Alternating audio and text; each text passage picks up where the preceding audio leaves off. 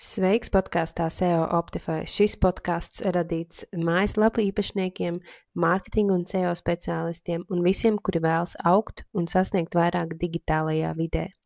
Ja šis saturs tev šķiet vērtīgs, abonē podkāstu, un ja epizodes laikā iedomājies par kādu kolēģi vai draugu, kam šī saruna varētu noderēt, padalies ar šo epizodi tālāk. Šodien mums ciemos ir Renāta Eserte no Čiekurs Media LV, un Renāta, tu esi certificēta meta eksperte, certificēta sociālo mēdīju speciāliste, un pie meta platformām mēs varam pieskaitīt Facebooku, Instagramu, WhatsAppu. Un Threadus, jā, Threadi arī.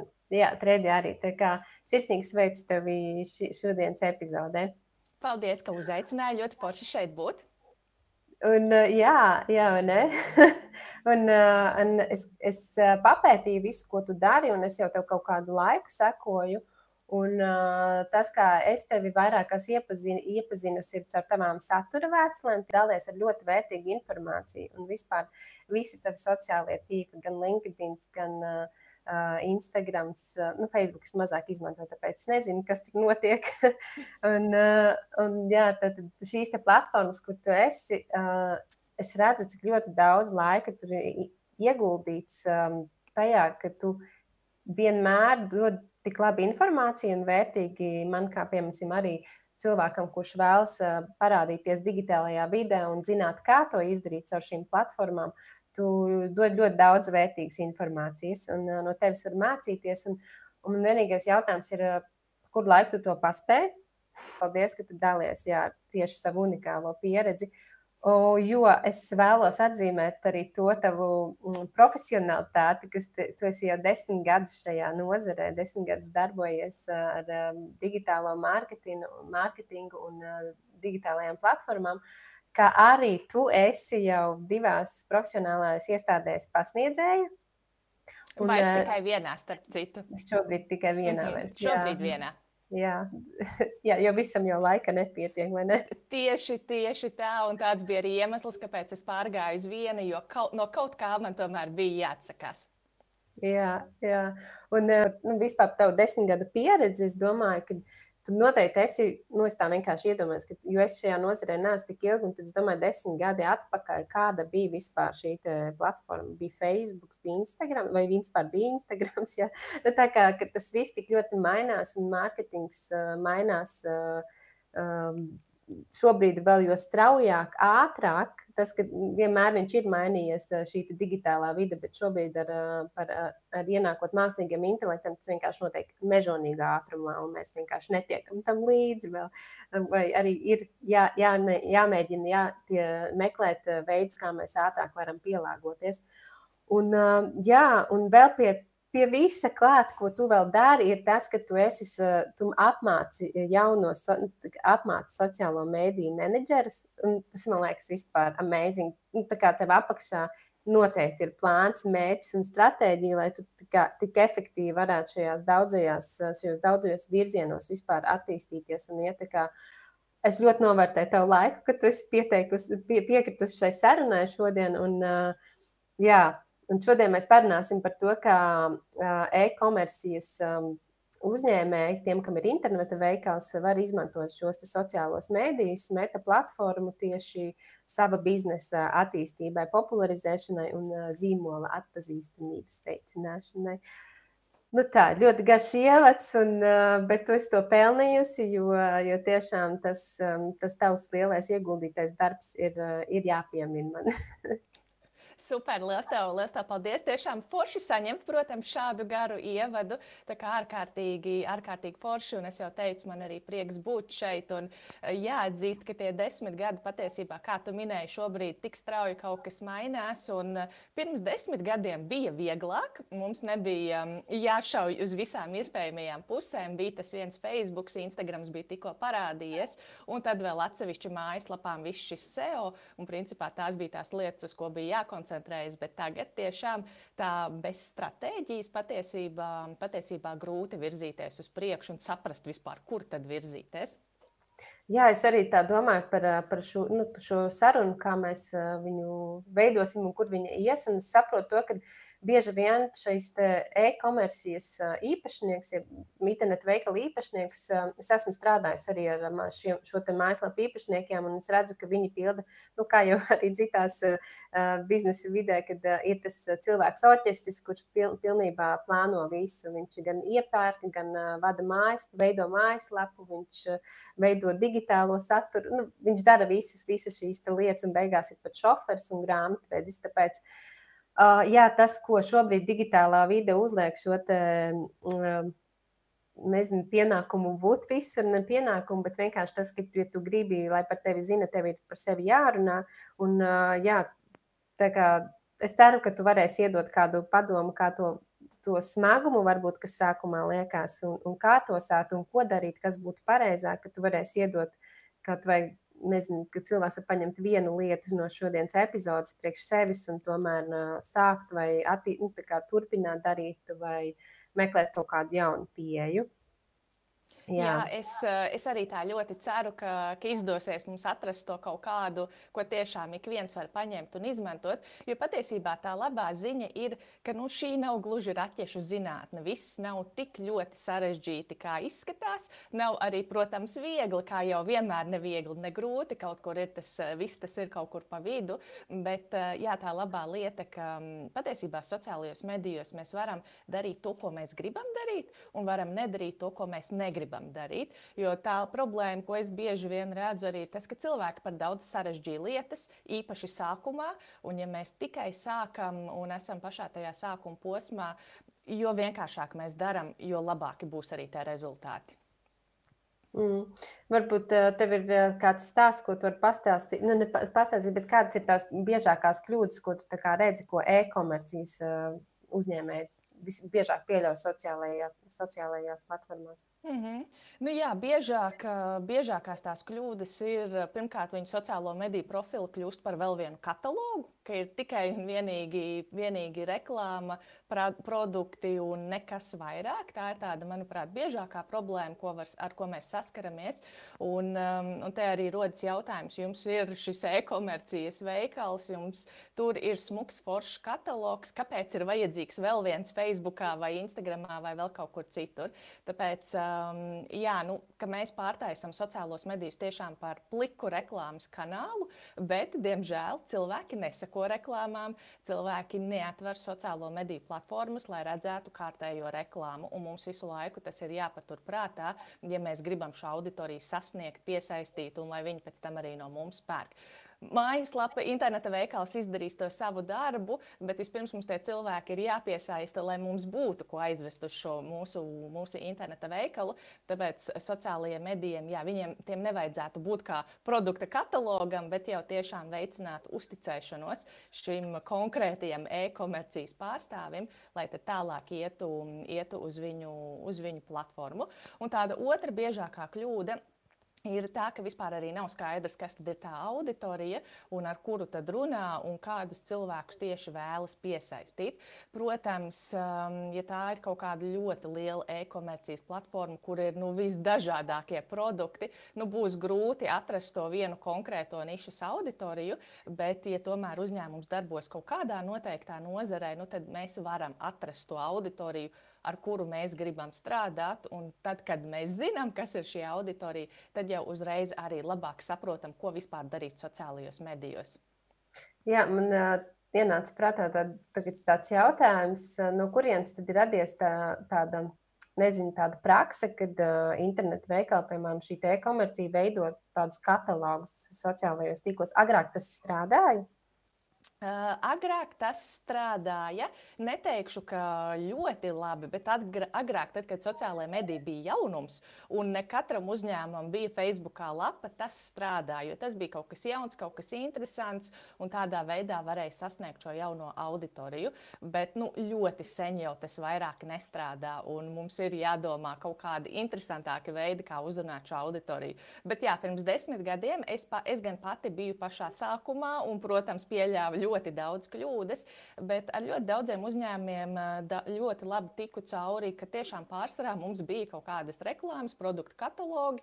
Kādreiz kaut ko uzdevām, kaut kādu jautājumu auditorijai uzdevām, kaut kā iesaistījām, bet vairāk, jā, tās lapas bija kā tādi katalogi, un tik daudz mums strādāja. Bet, protams, ka vienā brīdī tas pārstāja strādāt un vajadzēja sākt domāt radošāk.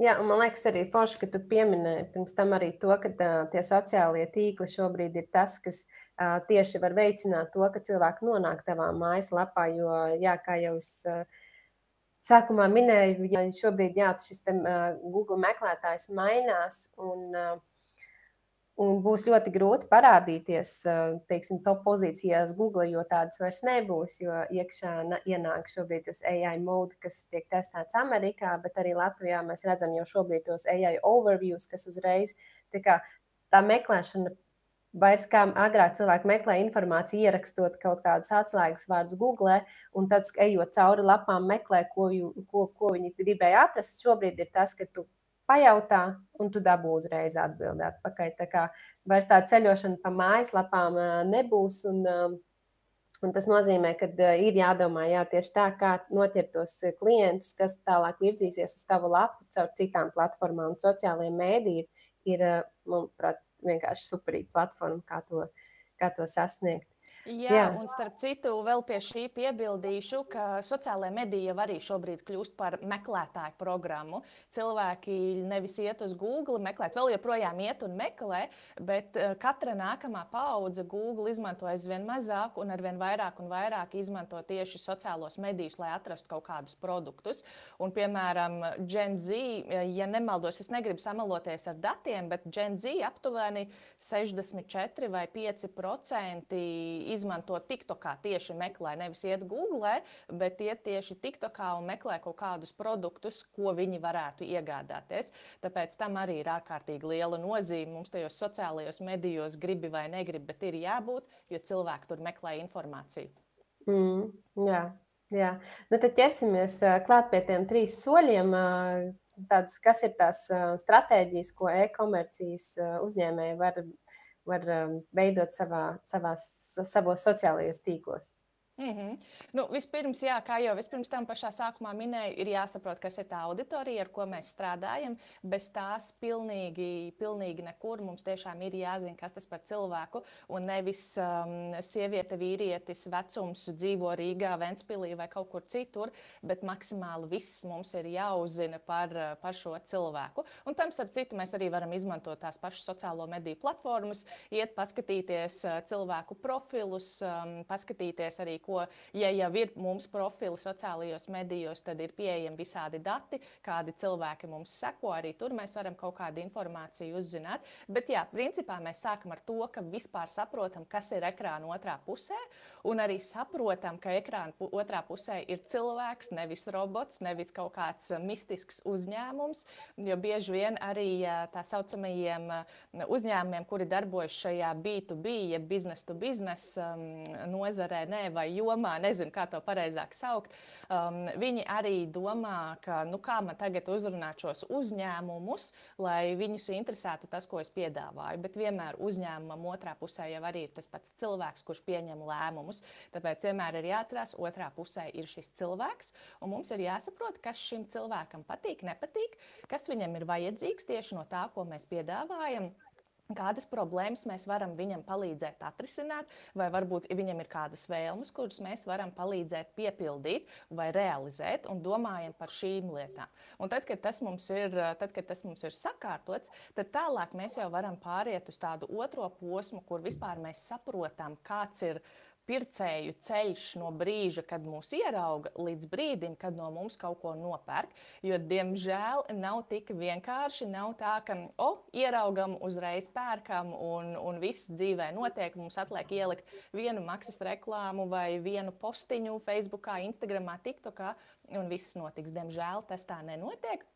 Un šobrīd arī statistika rāda, ka vienam cilvēkam vidēji ar zīmolu ir jāsaskaras 7 reizes, lai vispār apsvērtu kaut ko iegādāties.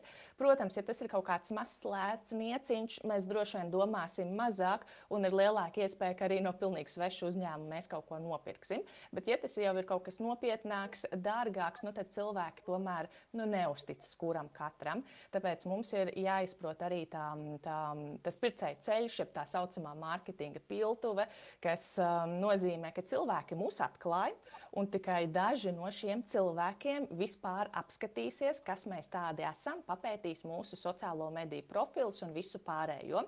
Vēl mazāka daļa no šiem cilvēkiem, kuri vispār mūs apskatīja, izlems mums piesakot sociālajos medijos.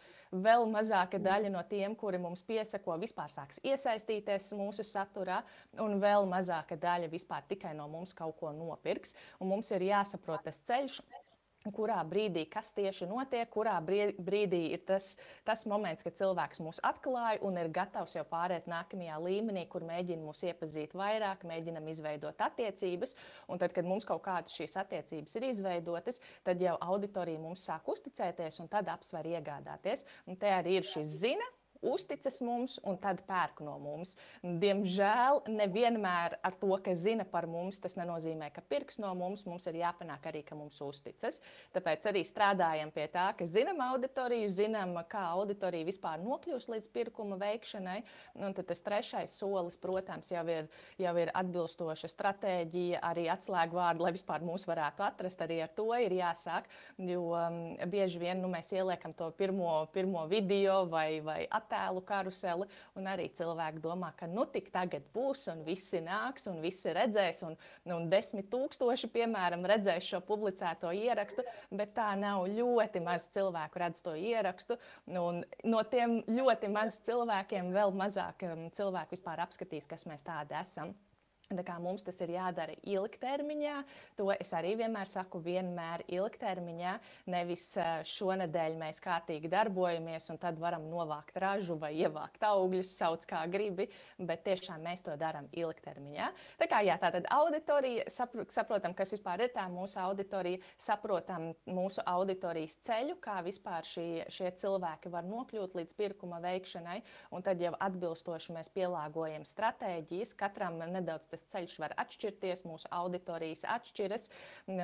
Kādam citam uzņēmumam izdosies auditoriju uzrunāt varbūt ar kaut kādu, vairāk ar humoru, piemēram. Kādam citam vairāk strādās izglītošana, kādam citam varbūt vēl kaut kas cits strādās.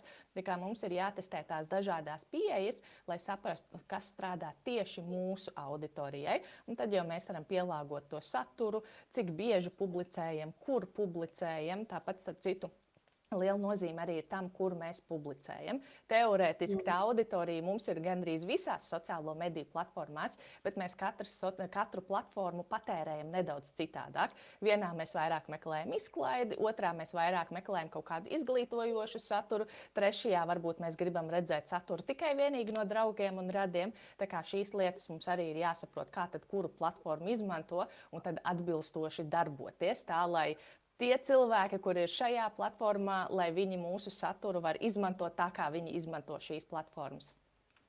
Jā, bet ļoti daudz. Ļoti daudz un plaši, jā. Plaši, jā, tā informācija tiešām, bet es tā domāju, piemēram, es esmu, tagad man ir savs internetu veikals, man ir produkti, es viņus gribu pārdot, bet kā tad reāli, kā tu vari ieteikt man, piemēram, meklēt, uztaisīt šīs te auditorijas to, noteikti tieši, tu minēji, jā, kādus faktorus man ņemt vērā, bet tā kā man veidot vienkārši kaut kādu, piemēram, Excel failiņu, kurā es sarakstu iekšā šo te visu, kā es piefiksēju visu to, ko es novēroju, piemēram, savu klientu vai sekotāju profilos, kur es to visu piefiksēju, kā es to piefiksēju, kas būtu tāds, ko es varētu, jā, praktiski, piemēram, tieši šodien izmantot un noteikt to savu ideālo to cilvēku. Piefiksēt kaut vai uz lapiņas, nevajag arī sarežģītus kaut kādus rīkus. Protams, uz lapiņas tas nebūs tik pārskatām un ērti, bet kā tā, visas šīs detaļas, protams, piefiksējam, kā gribam, Google dokumentos vai kaut kādos citos rīkos, pilnīgi vienalga, un tad jau liekam kopā kaut kādus kopsaucējus, ko mēs redzam, kas ir līdzīgs mūsu auditorijai, kas patīk, nepatīk. Nu, šobrīd nevaram izslēgt arī mākslīgo intelektu, mēs mierīgi varam arī šo informāciju iedot kādam mākslīgā intelekta rīkam, lai mums atvieglotu šo procesu un pātrinātu procesu, un arī varam iedot visu savākto informāciju, un tad tālāk šim mākslīgajam intelektam lūgt analizēt, un iespējams pat var iedot jau kaut kādus konkrētus padomus, kas tieši šai auditorijai varētu vairāk patikt, nepatikt, vairāk uzrunāt, tieši pretēji atgrūst varbūt. Tā kā nevajag baidīties izmantot arī mākslīgo intelektu. Vēlreiz nevajag sarežģīt lietas. Mums ir tik daudz dažādu rīki pieejami, vajag tos izmantot, lai sev atvieglotu to ikdienu un visu šo procesu. Tā kā jā, es teiktu, piefiksējam tiešām vienalga, kur Excelis, papīra lapas, Google dokumenti, kādi citi rīki, un tiešām varam iedot šim mākslīgajam intelektam, lai palīdz mums to analizēt, un tad jau tālāk varam domāt, ko ar šo informāciju darīt. Starp citu, vēl viena lieta, ko mēs gana bieži nozarē arī darām, mēs veidojam tā saucamās auditorijas personas, kur mēs iedodam vārdu šiem cilvēkiem, piemēram, Jānis Bērziņš, un internetā vienalga piemeklējam kaut kādu bildi, mēs to publiski nekādā veidā neizmantojam, bet mēs uztaisam to personu, kur Jānis Bērziņš, reku viņa bilde, viņam ir tādas intereses, tāda izglītība, tāds ģimenes stāvoklis, tas, un tad, kad mēs veidojam saturu, skatāmies uz viņu un domājam, kas tieši šim Jānim varētu patikt no tā, ko mēs varam piedāvāt. Un tas arī patiesībā palīdz labāk saprast, ar ko tad mēs runājam. Un ka mēs runājam konkrēti ar šo vienu cilvēku, nevis pilnīgi ar visiem. Jo, ja mēs runājam ar visiem, mēs nerunājam ne ar vienu. Mums sociālajos medijos ir jāiedod tā sajūta, ka mēs runājam tieši ar tevi un ne ar vienu citu. Un tās auditorijas personas mums arī var palīdzēt to izdarīt. Skatāmies uz to bildi, uz Jāni, vai var iedot jebkādu citu vārdu, kādu vien vēlas, un tad domāt, kas tieši Jānim varētu interesēt. Jā, bet var arī padalīties. Man liekas, vispār, man liekas pašsaprotam un forši tas, ka, protams, ka mēs to visu, ko mēs apkopojam, iedodam mākslīgajam intelektam, lai viņš tā kā iedod mums to cilvēka profilu, kāds tam viņš izskatās. Bet tas, man liekas, mums ir jāpiemina tik un tā, jo ļoti daudzi joprojām baidās izmantot šo te mākslīgo intelektu. Un tieši tāpat šādās, pat nav vienkārša lieta. Tā ir tā kā tiešām tāda analīze, tāda izpēte, kur tu iedod to savu informāciju, un tad tev tiešām var palīdzēt ātri un precīzi iedot atpakaļ tev to klientu profilu. Un tā kā ir... Šis ir arī viens no veidiem, kā izmantot mākslīgo intelektu. Jā, noteikti vienīgais jāpiemina, ka mākslīgam intelektam patīk, ja mēs iedodam maksimāli visu informāciju, jo, ja mēs iedosim vārds, atrašanās vieta, vecums, dzimums, vēl kaut kādas detaļas, ar to nav pietiekami. Mums vajag iedot maksimāli visu, ko mēs varam iedot, un tad arī būs tie labāki rezultāti. Bet, ja negribas izmantot mākslīgo intelektu, arī to droši var nedarīt un var iet veco ceļu, tas pats Excelis, piemēram. Piemēram, ļoti populāri vispār ir veikt cilvēku aptaujas, jeb anketēšanu, ka mēs tiešām uzrunājam atsevišķus cilvēkus, un tā arī ar viņu sarunājamies, uzdodam jautājumus saistībā ar nozari, kurā mēs darbojamies, varbūt ar kaut kādiem, vai esi pamēģinājis konkurentu produktu, patika, nepatika, vai esi mēģinājis mūsu produktu, patika, nepatika, un šādā veidā intervēt cilvēkus. Tas, protams, ir ilgāk, tas ir garāks ceļš un ir jārunā ar konkrētiem cilvēkiem, bet viena lieta gan ir runāšana ar konkrētiem cilvēkiem vienmēr būs daudz labāka nekā pajautāt mākslīgiem intelektam. Ideālajā variantā mēs tiešām intervējam īstus cilvēkus un saprotam, vai viņi mums iedod kaut kādu ieskatu vai neiedod. Tāpat arī intervējot reālus cilvēkus, mēs sarunājamies ļoti vienkāršotā valodā, un mēs pēc tam varam izmantot šo cilvēku tieši frāzes vai vārdus, kurus šie cilvēki ir izmantojuši, un mēs varam to likt arī savā saturā.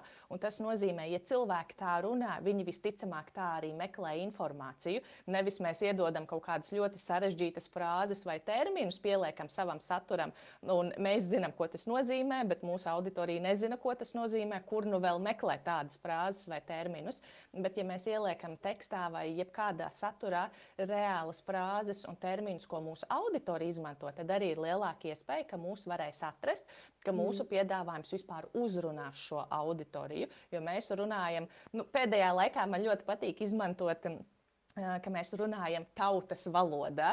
Un, tas nozīmē super vienkārši tā, lai ik viens to var saprast. Un atkal mēs nonākam pie tā, nevajag sarežģīt lietas, jo vienkāršāk mēs kaut ko pasakām, jo lielāka iespēja, ka tas sasniegs dzirdīgas ausis.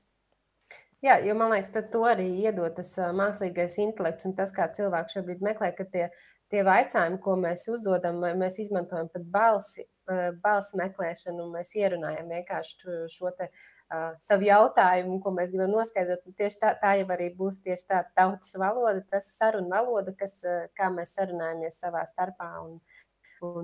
Jā, tā forši, ka tu to pieminēji. Jā. Un vai tu vari, piemēram, arī pastāstīt īsumā, kā, piemēram, es varētu, kā interneta veikala īpašnieks, piemēram, izsakot šo te auditorijas ceļu, kas būtu tādi, tā kā saprast, kā tas klients. Tu izstāstīji, ka tur ir tās 7 reizes parādās un kā tad tas lēmums tiek pieņemts, bet ir varbūt vēl kaut kas praktisks, kā es varu saprast tieši manas auditorijas ceļu. Protams, ir jāskatās vispār, kas mums notiek sociālajos medijos. Ar to ir jāskatās. Bieži vien arī tā problēma ar saturu. Mēs ar saturu izvedam cilvēkus cauri šim ceļam līdz pirkuma izdarīšanai. Protams, ja visus, kuri mums seko vai ierauga mūsu saturu, mēs neizvedīsim cauri tam ceļam, bet kā tā vispār ar šo saturu mēs vedam cauri šos cilvēkus un tad skatāmies atbilstoši arī uz datiem. Ja mums ir viens satura veids, kas mums piesaista auditoriju, tā mērķis ir tiešām sasniegt pēc iespējas vairāk cilvēkus un noķert viņu uzmanību, tad mums ir nākamais satura veids, kura mērķis ir iesaistīt tos cilvēkus, kuru uzmanību mēs noķērām. Mēs tagad mēģinam viņus iesaistīt, izveidot šīs attiecības, un tie cilvēki, kuri jau ir gatavāki ar mums sadarboties, viņiem tad nākamais šis satura veids ir jau pārdošana, un tiem jau mēs veidojam šo saturu, lai mums ir produkts vai pakalpojums un virzam viņus uz pirkuma veikšanu. Tā kā viena lieta ir, ka mēs ar saturu viņus virzām uz priekšu cauri šim pircēju ceļam, un tādā veidā mēs viņus pavirzam. Mēs skatāmies uz datiem, vai auditorija vispār atsaucas uz to, ko mēs publicējam, jo var jau būt, ka mēs mūsuprāt, publicējam saturu, kas sasniegs lielu auditoriju, sasniegsim jaunus cilvēkus, bet realitātē tas nenotiek. Tā kā mums ir jāsako līdzi arī sociālo mediju sniegtajiem datiem, paskatīties, ko tie dati mums saka, vai mēs sasniedzam to savu mērķi vai nesasniedzam. Ja nesasniedzam, protams, izdaram secinājumus, kur varētu būt bijusi problēma, ko mēs varētu darīt citreiz labāk. Tāpat var gadīties, ka mēs publicējam kaut kāda veida saturu ar vienu mērķi, mēs to nesasniedzam, bet mēs neapzināti esam sasnieguši kaut kādu citu mērķi. Šo arī varam piefiksēt un izmantot nākamajā reizē, kad gribēsim sasniegt šo mērķi. Tā kā saturs mūs ved cauri, skatāmies uz datiem, kā tas saturs mums vispār mums strādā. Un, protams, e-komercijas uzņēmumiem ir šie interneta veikali, un tur arī ir daudz plaši dati. Tur var, protams, atkarīgs no platformas, bet, piemēram, kaut kādās populārākajās platformās jau smuki viss ir izveidots, ka mēs redzam, no kuras platformas cilvēki tiešām atnāk un ko viņi tālāk dara mūsu lapās, vai viņi vispār iepērkas, neiepērkas, varbūt ātri pazūd no mūsu vietnes un tam līdzīgi. Tā kā skatāmies arī tiem datiem, ko pašas šīs interneta vietas mums saka priekšā. Tāpat arī ir tas pats arī Google Analytics. Tas ir varbūt varbūt zināmākais, vismaz manā gadījumā tas ir zināmākais. Tev varbūt kā SEO speciālistei varbūt kāds cits liekas zināmāks, bet tā tad ir šis Google Analytics un līdzīgi rīki, ne tikai Google Analytics, viņi nav vienīgie. Tos mēs arī varam pieslēgt un skatīties un izsakot, no kurienes tieši nāk šie cilvēki, un tad skatīties, kas tālāk notiek. Un tāpat arī mēs, ja mēs publicējam kaut kādas saites mūsu sociālo mediju kontos, mēs varam pielikt šos UTML, es nezinu, kā pareizi tas izrunājas, bet saitēm pielikt šos kodiņus, ka mēs varam daudz precīzāk izsakot, no kurienes atnāca. Nevis vienkārši no Facebooka, bet no Facebooka publicētā postiņa, kurā mēs ielikām, es nezinu, zaļas botas, pieņemsim. Mēs ieliekam bildi ar zaļām botām, un tur ir saite uz mūsu interneta vietni, un šai saitē klāt ir tas kodiņš, un mēs jau varam izsekot, ka atnāca tieši no šejienes, vai lielākā daļa nāk tieši no šī satura, nevis no šī satura. Mēs jau varam iet tik detalizēti iekšā un sekot šiem datiem un tad izdarīt kaut kādus secinājumus, kas tad vispār notiek. Te gan arī vēl viena piebilde, ko es vienmēr saku e-komercijas veikaliem, platformām un vispār e-komercijas pārstāvjiem. Vienalga, cik būs labs sociālo mediju saturs, ja jūsu vietnē ir problēmas, tad nekāda pirkšana nebūs. Un tur arī ir jāsakārto, lai ir ērti nopirkt, viegli saprast. Ja mēs sūtam uz kaut kādu konkrētu produktu, noreklamējam tās pašas zaļās botas, tad arī konkrēti sūtam uz šo zaļo botu lapu, kur var arī tās iegādāties, nevis aizsūtam vispār uz sākumu lapu, un tad, lai cilvēks maldās un meklē šo konkrēto produktu. Tāpēc noteikti ir jāsakārto lietas arī interneta vietnes pusē.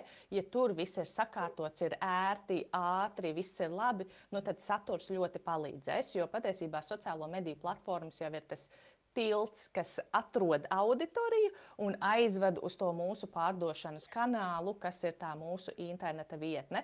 Un aizvest mēs varam, bet kas notiek tālāk mūsu interneta vietnē, tā īsti vairāk nav sociālo mediju atbildība. Tā jau sākas mūsu atbildība vai mājaslapas izstrādātāja atbildība un jāskatās, kas tur notiek. Bet jā, es tā nedaudz nobīdījos no tava uzdotā jautājuma, bet jā, tātad saturs virza mūs cauri, mēs skatāmies arī uz datiem, vai auditorija atbild uz to mūsu saturu, un vai izskatās, ka virzās vai nevirzās. Tā ir viena lieta. Skatāmies datus arī mūsu pašās interneta vietnēs, no kurienes nāk šie cilvēki un vai viņi iet kaut kur tālāk. Tāpat arī, nezinu, man liekas, ka lielākā daļa interneta vietņu, ja ne tās, tad tas pats Google Analytics un līdzīgi rīki arī rāda, cik daudzi ir cilvēki, kuri atgriežas atkārtoti, nevis ir unikālie mājaslapas apmeklētāji, bet atkārtoti atgriežas. Tam mums arī ir jāpievērš uzmanība. Un tas, ko daudzi nedara, manuprāt, vajadzētu darīt, ja tiek veikts pirkums, ielikt kaut kādu vienu vai divus jautājumus pie pirkuma veikšanas, kur tu par mums uzzināji, vai kā tu nokļuvi mūsu interneta veikalā un tam līdzīgi. Un tie ir uzreiz dati, ko mēs varam izmantot, jo varbūt, kas zina, mēs esam super aktīvi Facebookā, piemēram, bet cilvēki atbild, ka viņi mūs pamanīja Instagramā vai ieteica draugi vai kaut kas cits, un šis var signalizēt, ka varbūt mums ir jākoncentrējas uz citu platformu, un mēs laiku tērējam uz neīsto platformu. Tāpēc arī nevajag kautrēties auditorijai uzdot jautājumus un pajautāt, kā atklāja, kā nokļuva un kaut kādus citus līdzīgus jautājumus. Un arī, ja jau ir iekrājusies kaut kāda klientu bāze, ik pa laikam, nevajadzētu arī pārāk bieži to darīt, bet ik pa laikam var aizsūtīt arī kaut kādas klientu anketes vai aptaujas un arī vēl kaut kādus citus jautājumus uzdot. Jo kas var būt vēl labāks, kā uzzināt, kas jau mūsu esošajiem klientiem patīk. Mēs uzzinām, kas viņi ir par cilvēkiem, un tad mēs varam mēģināt piesaistīt viņiem līdzīgus cilvēkus. Un tādā veidā, vispār, ja mums ir mūsu ideālai klienti un piesaistīt vēl līdzīgus ideālos klientus, tas taču ir lieliski. Un tāpēc noteikti vajag runāt jau ar esošajiem klientiem un saprast, kā tad viņi tur ir nonākuši. Jā, jo Ritīgi forši, ka tu pieminēji to, ka pēc pirkuma veikšanas ir tas jautājums par to, kā vai vispār vai novērtē to iepirkšanās pieredzi, vai kur par mums uzzināja, vai vēl kaut kādi jautājumi. Es tiešām arī neesmu ļoti bieži, sevišķi Latvijā, ar internetu veikaliem. Ļoti daudz tiešām tā nedara, un es esmu pirms kaut kādi 2 varbūt veikali, kas man ir bijuši, kas nav bijuši lielie, bet tādi mazie e-komercijas veikali, kur īstenībā varbūt tikai viens, jā, nevis pat 2, jā, bet viens tāds veikals, kur bija šī pēc pirkuma veikšanas, vēl ar mani tika veidot šīs saruna, tika prasīt kaut kādi jautājumi, kas bija tādi, bet tas nebija tik vienkārši, kā tev patika pie mums iepirkties, jā, tā kā novērtējuma iesniegšana, bet tas bija kaut kas tāds, wow, tā kā man kā pircējam tas likās, wow, tev rūp, ko es par to domāju. Un kad tā saruna īstenībā pēc tā pirkuma, un man liekas, ir tāda forša brīdis, ka tu vari noķert to arī uzmanību un parādīt savu personību un noskaidrot kaut ko, kas, piemēram, tev būtu svarīgs. Kaut kādi dati vai informācija, ko tev var dot tavs ideālais, tavs pircējs. Jā, tieši tā. Un te nevajag aizrauties kaut kādiem 10 jautājumiem pēc katra pirkuma, bet kaut kādu 1 vai 2 tādus svarīgākos. Jo, ja mums nav šī informācija, mēs jau arī mums nav ar ko strādāt. Un tad mēs to visu darām uz labu laimi. Un, jā, viena lieta ir, ka mēs sociālajos medijos redzam kaut kādus datus. Jā, mēs redzam datus, kā mūsu saturs strādā vai nestrādā. Bet mums ir jāmēra arī ārpus sociālajiem medijiem. Jo, ja mēs to neizmēram, tad mēs vispār nezinām, kas notiek. Es zinu, ka daudziem varbūt ir bail no kaut kādām klientu atbildēm, ja pateiks, ka viss bija slikti vai nepatika vai vēl nezinu ko. Jā, tas nebūtu forši, bet tā arī ir informācija, ar kuru strādāt. Un ja mēs nezinām, ka cilvēkiem kaut kas nepatīk, mēs arī nezinām, ko uzlabot mūsu komunikācijā. Un tas, ko tu teici, ka tev patika, ka pēc tam ir kaut kāds jautājums un ka lūk, ir sajūta, ka uzņēmumam rūp, un te jau arī ir tā nozīme, ka nenozīme, bet nezinu, kā to pareizi nosaukt, bet tad, kad cilvēks kaut ko nopērk, ar to jau nekas nebeidzas. Visticamāk, mums nav kaut kāds ļoti unikāls produkts, kuru iegādājas vienreiz dzīvē un vairāk nekad nepērk. Vairumā gadījumā mēs jau gribam, lai tie cilvēki pie mums atgriežas, un tāpēc mums visu laiku ir jāstrādā. Viena lieta ir noķert uzmanību, noturēt uzmanību un arī pēc pirkuma izdarīšanas parādīt, ka mums rūp šis cilvēks, mēs gribam saglabāt šīs attiecības un parādīt, jā, ka pie mums var nākt atkal un mēs ņemam vērā to, kas tev patika, nepatika, lai tev būtu pēc iespējas ērtāk, foršāk un vēl lielāks prieks pie mums iepirkties. Vēl īstenībā es gribu pajautāt, tev arī varbūt iedot kādu ieteikumu par to, piemēram, es noklausos šo visu, un es saprotu, ka tas ir ļoti nenormāls darbs to visu. Labi, es sapratīšu, kas ir mana auditorija, mākslīgais intelekts man palīdzēs, es sapratīšu tos datus kaut kādus nosīšu, bet tas saturs, viņš ir jāveido, un viņam ir jābūt regulāram, un varbūt, man liekas, ka bieži vien tieši šī te daļa, kas ir tāds satura tā veidošana un regularitāte, ir tas, kas varbūt beigās nobremzē to visvairāk, un tad liekas, mēs labāk saliksim, lai kaut kas regulāri ir, mēs saliksim tos produktus vienkārši, kas mums tur ir, un vienalga strādā vai nestrādā, mēs viņus vienkārši saliksim, jo tas būs ātrāk un efektīvāk. Un kas būtu, piemēram, kaut kāds tāds padoms, ko, piemēram, šāds uzņēmējs, ja viņš jūt, ka tas būs pat daudz un ka viņš to nevarēs, kas ir tādas lietas, kas tomēr var būt risinājums, ka tu vari veidot saturu, kas runā ar tavu auditoriju un tajā pašā laikā nejūties pārslogots vai, nezinu, galīgi. Jā, tā kā. Jā, es kā jomas speciāliste tāds vienmēr labākais ieteikums ir meklē kādu, kas tev palīdzēs ar šo saturu. Ir daudzi satura veidotāji, sociālo mediju menedžeri, kuriem šī ir profesija, un viņi to arī dara, palīdz šiem uzņēmējiem veidot šo saturu, plānot šo saturu, lai uzņēmējs var koncentrēties kaut kādām savām biznesa lietām. Bet ne visiem maziem uzņēmējiem, protams, ir iespēja un resursi, lai varētu nolikt šādu ārpakalpojumu sniedzēju vai pat pieņemt darbā darbinieku. Tāpēc tas pirmais vienkārši vajadzētu izdomāt. Tātad, jā, mēs saprotam, kas tā mums auditorija ir, kas patīk, nepatīk un tam līdzīgi. Un mums vajadzētu uztaisīt tādu kā vienkāršu, ļoti vienkāršu patiesībā satura plānu. Es zinu, atkal tagad domās, jātais kaut kāds milzīgs plāns un viss ir ārkārtīgi sarežģīti. Nē, tas nav arī tik briesmīgi sarežģīti. Mums Ja tas ir uzņēmums, kas ikdienā tiešām kaut ko regulāri dara, pirmkārt ir jāsaprot, sākam ar to, ka cik bieži vispār mēs spētu izveidot kaut kādu saturu, un vajag būt pavisam reāliem. Nevis tagad mēnesi saņemties katru dienu publicēt, izdegt un pārstāt publicēt pavisam, bet iespējams tā ir viena reize nedēļā. Viena reize nedēļā arī ir regulāra satura publicēšana. Ideālajā variantā mēs to darām biežāk, bet, ja tā ir tikai viena reize, tad tā ir tikai viena reize. Labāk, lai ir šī viena reize, nekā nav neviena. Tā kā vispirms izdomājam, pieņemsim, ka tā būs viena reize nedēļā, un izdomājam, kurās dienās tas būs. Un, protams, mēs katrs esam nedaudz citādāk, kādam labāk patīk nedaudz hauss un neplānot, kāds cits vieglāk viņam ir, ja viss ir pa punktiem saplānots. Bet, manā praksē, ja mēs tiešām, vismaz manā praksē, parādās, ja mēs tiešām ieplānojam, piemēram, vienmēr pirmdienās man kaut kas ir jāpublicē, mēs jau skaidri zinām, ieliekam to kalendārā, dzīvojam ar šo domu, un tātad publicēsim pirmdienās. Tad nākamā lieta izdomājam, kāds ir mērķis, ko mēs gribam sasniegt, un te nevis aicinu, bet atgādinu, ka katram saturam, ko mēs publicējam, nav mērķis vākt laikus, šērus, pārdošanas un tam līdzīgi. Izdomājam vienu lietu, ko mēs gribam ar šo konkrēto ierakstu panākt. Vai cilvēki padalās ar mūsu ierakstu, vai varbūt piesako, varbūt ieraksta komentāru, bet varam arī aicināt cilvēkus iet un pirkt. Arī to mēs varam darīt. Tā kā izdomājam vienu konkrētu mērķi, ko mēs gribam, lai auditorija dara.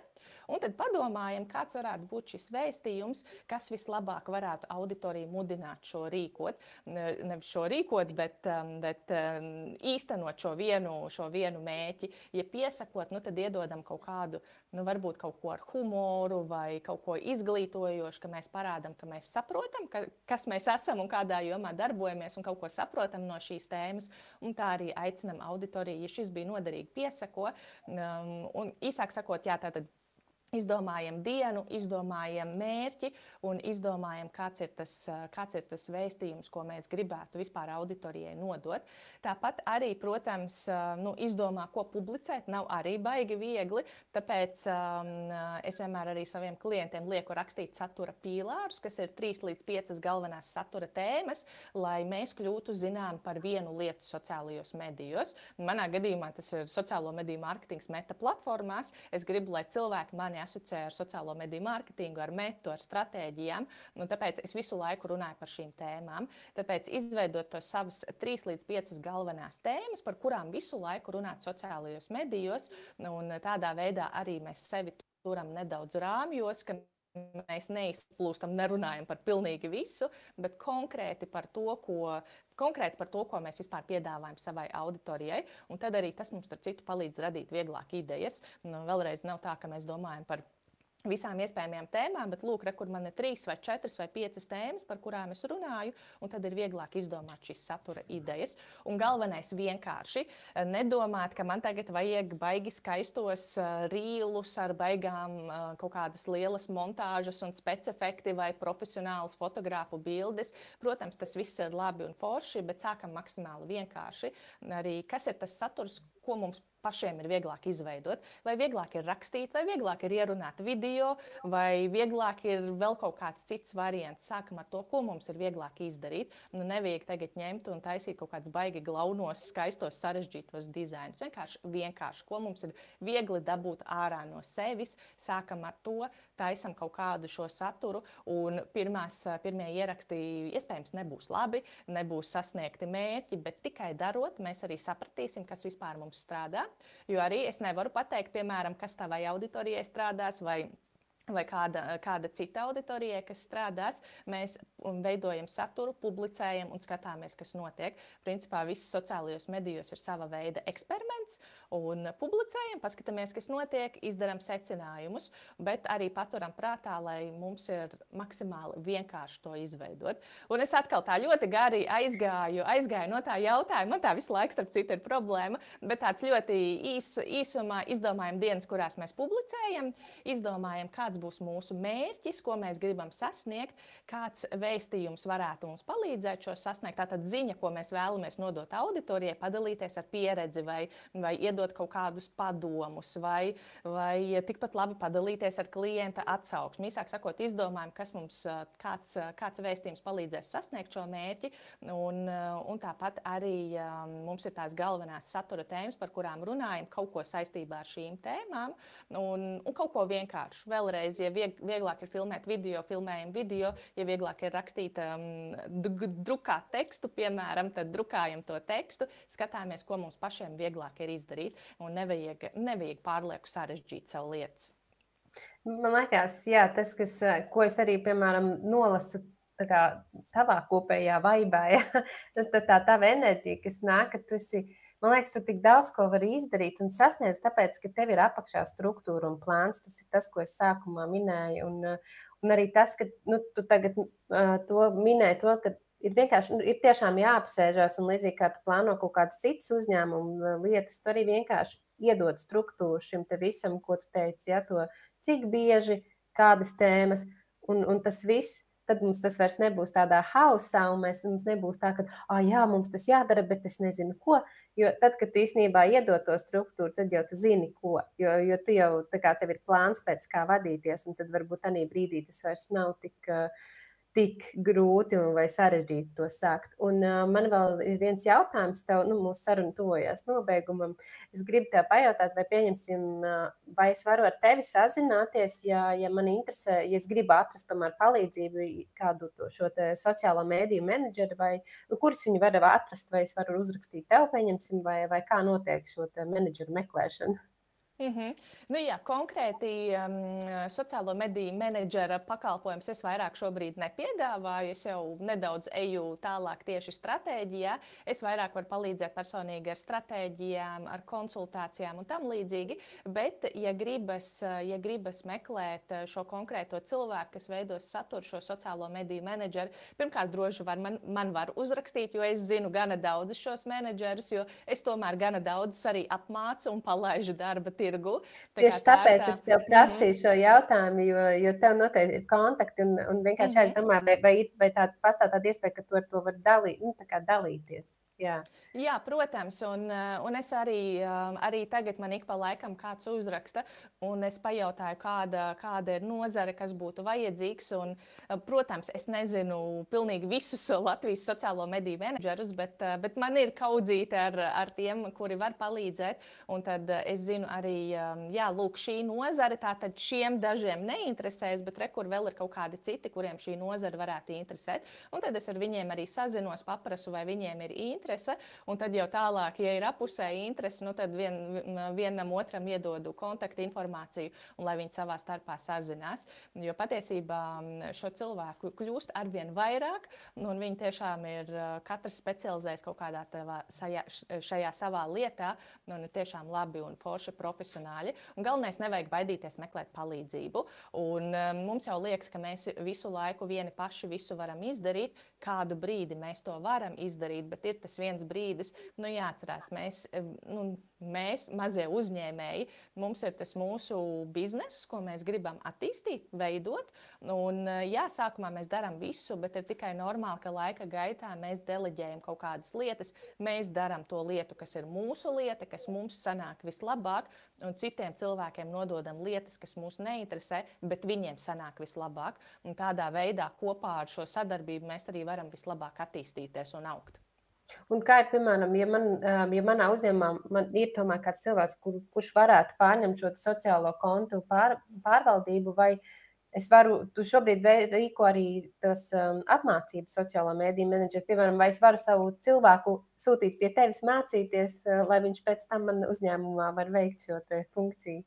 Jā, protams, mierīgi var sūtīt pie manis mācīties. Visi ir laipni gaidīt. Arī starp citu pašu uzņēmēji, ja grib, var nākt un mācīties, ja viņi paši arī grib darboties. Jo ir daudz uzņēmēji, kuriem patīk tā satura veidošana. Un ja viņiem patīk, vispār kāpēc lai viņi to nedarītu.